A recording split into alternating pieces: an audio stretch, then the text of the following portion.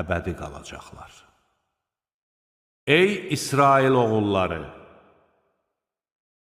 Sizə bəxş etdiyim neymətimi yadınıza salın və mənə verdiyiniz əhdə sadiq olun ki, mən də sizə verdiyim əhdi yerinə yetirim. Təkcə məndən qorxun.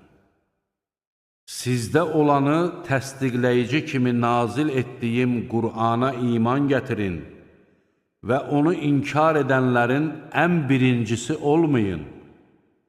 Mənim ayələrimi ucuz qiymətə satmayın və yalnız məndən qorxun. Özünüz də bilə-bilə haqqa batil donu geyindirməyin və haqqı gizlətməyin. Namaz qılın, zəkat verin.